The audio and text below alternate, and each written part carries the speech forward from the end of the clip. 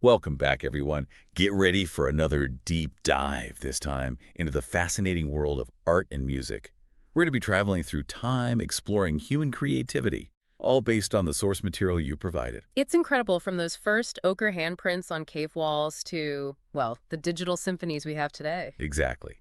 And today's deep dive, we're going to uncover some fascinating insights, I think, into how these art forms reveal so much about us, about humans, and how technology has shaped, well, been shaped by really this creative expression. Yeah, absolutely. So let's start at the very beginning. Tens of thousands of years ago, those incredible cave paintings. What can you tell us about their purpose, these early forms of art and music? Well, if you can imagine yourself back then in the prehistoric era, you'd see that art and music, they weren't just hobbies, they were woven into their very existence. Right, right. The cave paintings at Lascaux, for instance, weren't just decorative. They depicted animals, hunting scenes, these abstract symbols. They were likely used in rituals, ceremonies, or even maybe transmitting knowledge. It's like trying to decipher these messages from the past. Yeah. They weren't just creating visual art either, right? They were making music too. Yeah, exactly. Bone flutes, drums made from animal hides. What do we know about these early musical expressions? We can kind of infer that music played a similar role, in their rituals and ceremonies. Imagine the sound of a bone flute echoing through a cave, maybe used to connect with spirits or, I don't know, celebrate a successful hunt.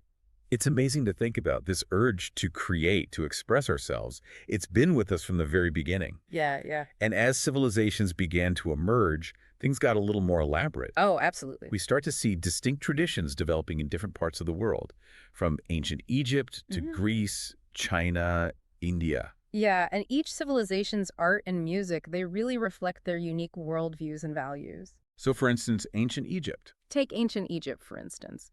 Their art and architecture were dominated by, well, the sense of grandeur, permanence. Think about the pyramids, the Sphinx, the intricate They were hieroglyphics. trying to capture eternity almost. It's like they were trying to capture eternity, and their music was an integral part of, their religious ceremonies and social gatherings. They use harps, lyres, percussion instruments, right? Yeah, yeah.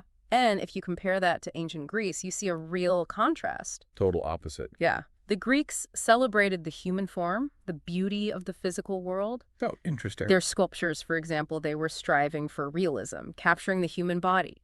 And they developed very sophisticated systems of musical theory that really laid the groundwork for, Western music as we know it. Two very distinct cultures, Uh, but both creating sophisticated art and music, hmm but with such different aims. It makes you wonder what those ancient melodies was sounded like. I mean, did they sound anything like what we're familiar with today? That's the question, isn't it?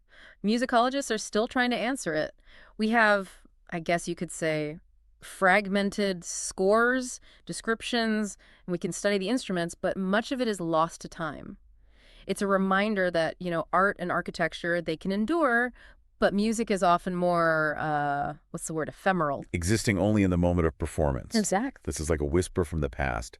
But even if we can't hear it, we can still appreciate the ingenuity, the artistry that went into creating it. Absolutely. And as we move along this timeline, we see how these early civilizations, they laid the foundation for just this incredible diversity of artistic expression. That brings us to the Middle Ages, a period often associated with, I would say, religious devotion and, well, the rise of Christianity in Europe. Right. So what was the artistic and musical landscape like during the Middle Ages? Imagine, really picture those towering Gothic cathedrals with stained glass windows. They bathed the interiors in this, jewel-toned light. Those windows, they depicted biblical stories, scenes from the lives of saints. I can almost hear the Gregorian chants echoing through those spaces. Yeah. It was a form of musical expression specifically designed to elevate the soul, to connect with the divine. And it wasn't all sacred music, was it? There was secular music too. Right, right. The Middle Ages also saw, the emergence of secular music. You had Yeah. wandering minstrels, troubadours entertaining people in castles and marketplaces. We have glimpses of this folk music surviving manuscripts, Mm. depictions in artwork. It's like there was this undercurrent of popular music bubbling beneath the surface, reflecting everyday life. Exactly. And as we transition into the Renaissance, This tension between the sacred and the secular, it starts to shift. leading to, well, a period of incredible flourishing. Yeah, a rebirth. The Renaissance is often described as a rebirth, a rediscovery of classical knowledge, a surge of creative energy. What were some of the key innovations that really shaped this period? Well, one of the most significant was the invention of linear perspective. Okay, yeah. It allowed artists to create, a convincing illusion of depth in space. This revolutionized the way artists depicted the world. Think about Leonardo da Vinci, Michelangelo, Raphael. They weren't just depicting scenes, they were creating windows into three-dimensional And worlds. the Renaissance was a time of incredible innovation in music as well, wasn't it? Absolutely. Composers started experimenting with new forms, harmonies, laying the foundation for what we call classical music today. Yeah, composers like Palestrina, Monteverdi, they were developing polyphony, a style that involved weaving together multiple independent melodic lines. Oh, wow. This created a much richer, more complex musical texture than, the monophonic chants of the Middle Ages. So it's like moving from a single voice to a full choir. Think of it like that. The Yeah. Renaissance wasn't just a rebirth of art, it was the birth of a new musical language. And these artistic innovations, they mirrored, I guess, the broader shifts happening at the time. Absolutely. Rediscovery of classical texts, the rise of humanism, it's all connected. And that's one of the key takeaways, really, from studying the history of art and music. They're not isolated. They're reflections of social, cultural, technological forces. Which brings us to the Baroque and Classical periods. Yeah. Two eras that saw further refinement, a continued evolution of musical forms. So what were some of the defining characteristics of these periods? The Baroque period, well, it was characterized by drama, grandeur, ornamentation. Yeah. In art, you think about Caravaggio's use of light and shadow, or the opulent architecture of places like Versailles. And in music, you have Bach and Vivaldi creating these intricate compositions, pushing the boundaries of harmony and counterpoint. It's like this exuberant outpouring of creative energy, this Right. desire to push limits. And then the classical period, Yeah. a shift toward a more, I guess you could say, restrained, elegant style. Yeah. Clarity, balance, structure. Think Mozart, Haydn. It's fascinating to see how these two contrasting styles, they actually flow seamlessly from one to the other, It's like a conversation across centuries. each generation adding their voice to the dialogue. And this brings us to the 19th century, marked by these dramatic shifts in politics, society, and technology. So, how did these changes influence the world of art and music? Well, you see the rise of Romanticism, a movement that embraced emotion, individualism, fascination with the sublime. Yeah. This is the era of, well, Beethoven. His music conveyed such depth of feeling, a sense of personal struggle. So it's like the classical era's emphasis on reason gave way to this outpouring of passion. Exactly. And we see this reflected in the visual arts as well. Right, absolutely. Think about the landscapes of Caspar David Friedrich, the swirling brushstrokes of Turner seascapes, the emotional intensity of Goya's work. These artists, they weren't just depicting the world, they were exploring their own inner landscapes. It's a shift from objective to subjective. Yeah, trying to capture the world as it's felt. And this shift toward personal expression would continue to influence art and music as we moved into the late 19th and early 20th centuries. Leading to the emergence of Impressionism, a movement that, well, it revolutionized the way artists depicted light and color. Instead of trying to create these photorealistic images, they focused on capturing those fleeting moments. Exactly. The play of light on water, the sunlight through trees. They were trying to capture the essence of a moment. And composers like Debussy, they did something similar, didn't they? Absolutely. Debussy and other Impressionist composers were experimenting with harmonies, textures, creating music that evoked moods, atmospheres. Think of Debussy's Clair de Lune. It perfectly captures that feeling of moonlight on water. Right. Both in art and music, this move away from strict rules, this embrace of experimentation. Yeah. It's like the 19th century opened the floodgates, paving the way for the incredible diversity of the 20th century. And that's a journey we'll continue to explore in our next segment. Yes. From the birth of jazz to the digital revolution, the 20th century is this whirlwind of creative energy. Get ready for a wild ride. We'll be back soon to dive into those sonic and visual revolutions. Stay tuned.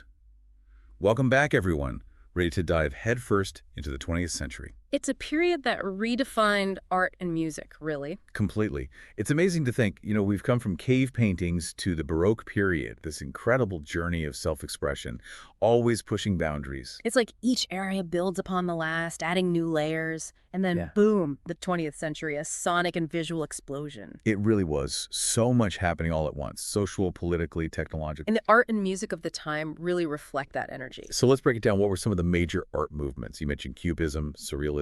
Right, well, think about what was going on. Industrialization, World War I, rapid advancements in science and technology. It was a time of questioning everything, and you see that in the art. The old rules no longer applied, Exactly. Cubism, for example, shattered the idea of, well, representing objects from a single perspective. like Picasso. Yeah, Picasso, Braque, they fragmented images, showing multiple viewpoints at once. Trying to capture the multifaceted nature of reality. Precisely. And then you have surrealism, which, well, it delved into the subconscious. Dreams, fantasies. Think about Dali, Magritte. Unlocking the hidden language of dreams. And alongside these shifts in visual art, you have this parallel revolution happening in music. Okay, so let's talk about that. What were some of the musical innovations that defined the century? Well, think about the birth of jazz. This incredibly vibrant improvisational music emerging from African American communities in the And US. truly American art form. Right, this fusion of African rhythms, European harmonies, and this raw emotional energy. And it became a symbol of rebellion, too. Yeah, a way to challenge the status quo. And as the century progressed, you see other genres emerging. The blues, rock and roll, And then, of course, the electronic music revolution. the synthesizer, other electronic instruments, they opened up a whole new world of sound. Creating sounds never heard before. And that technological innovation continues to shape the music of today. Absolutely. Hip hop, electronic dance music. These digital tools have democratized music production. It's like anyone with a laptop can be a musician. That's the beauty of the digital age.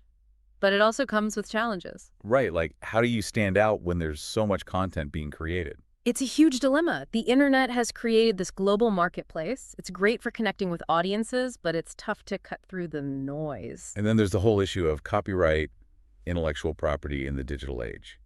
How do you protect your work? It's a challenge. It raises questions about the nature of art itself. What does ownership mean when anything can be replicated? What's the value of originality in a world of remixes? Exactly. And as we move deeper into the 21st century, these questions are only going to get more complex. Especially with AI. We're already seeing algorithms composing music, creating artwork. What does that mean for human creativity? It's both exciting and, well, a little unsettling, isn't it? It is. On one hand, the potential of AI is fascinating. Imagine algorithms analyzing vast amounts of data, creating entirely new styles, genres. It's like opening a portal to a new dimension of creativity. But it also raises questions about the role of the human artist. Could AI replace human artists? That's a million-dollar question, and I don't think there's an easy answer. But technology is a tool, Right. and it's up to us to decide how to use it to shape the future of art and music. So as we stand on the cusp of this new frontier, what are some key takeaways from our journey? I think one of the most important is that art and music aren't static. They're always evolving, There's a adapting. never-ending conversation. Exactly. And we're not just observing, we're participating, shaping it with our own creativity. And it's important to remember, art and music, they're not just about aesthetics. They're fundamental to the human experience. A way to connect, to express ourselves, to make sense of the world. Which brings us to the present, a time of incredible change and creative ferment. What will the future hold? What new forms of expression will emerge? How will technology continue to shape how we create?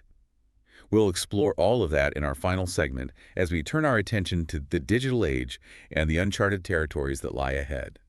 Stay tuned. Welcome back. We're in the home stretch now, wrapping up our deep dive into art and music. It's been quite a journey from cave paintings to AI-generated art. Yeah, it really shows you how human creativity has always pushed the limits, always adapting. And as we're standing here in the digital age, it really feels like we're at, I don't know, a crossroads. Yeah, So many tools, so many platforms for creative expression, but also new challenges, new questions. absolutely. Thinking about all the material, that closing quote really sticks out. Art and music speak where words fail.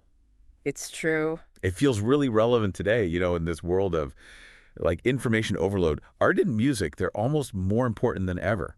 Yeah, I think you're right. We're bombarded with words all day long. It's easy to feel overwhelmed, disconnected. But art and music, they have this way of cutting through the noise. They speak to us on a deeper level, don't you think? Absolutely. It's primal, something that transcends language. Think about how music can transport you back to a memory, or how it can make you feel, all without any words. Exactly. And visual art, too. Whether it's a painting, a sculpture, a photograph, even a digital creation, it can capture an experience, an idea, in a way that words just, I don't know, can't. It's like they offer a different language, a language of the heart. Yeah, and that's so important in a world that can feel, well, divided. Art and music can remind us that we're all connected. They foster empathy. They can even build bridges where words fail. Yeah, they can be powerful tools for social change, too. Throughout history, we've seen artists and musicians using their voices to challenge the status quo, to speak truth to power. Think about the protest songs of the civil rights movement. Absolutely. Or the artwork that came out of the feminist movement. And even today, contemporary artists addressing things like climate change, racial injustice. It's a reminder that art and music aren't just about, well, aesthetics. Yeah. They can be catalysts for change. For dialogue, for reflection, for action. So how do we as individuals, engage with art and music in this digital age? That's a good question. It's easy to just passively consume content, scrolling, scrolling, scrolling. Yeah, it's almost like an addiction. But I think it's important to be more intentional, I agree. seeking out those meaningful, creative experiences. Go to a museum, a concert, or even just really listen to an album. It's about cultivating curiosity, being open to new perspectives. And supporting those artists, Yeah. recognizing their value. And advocating for policies that protect them, that foster creativity. Because art and music thrive when they're shared, when they spark those conversations, when they challenge us. I think this deep dive, it's been fascinating exploring this evolution, but really it's just the beginning. It is. These art forms, they're constantly evolving, changing. And that's what makes it so exciting. We're not just observers, we're part of it. We're shaping it with our own creativity, with our choices, with the conversations we have. So as we wrap up, just a final thought. What role will you play, in this ongoing story of human creativity? What stories will you tell? What emotions will you evoke? The canvas is blank. The instruments are tuned. The digital stage is set. What will you create? Go create, explore, share your voice with the world. Thank you so much for joining us on this deep dive. And until next time, keep those creative sparks flying.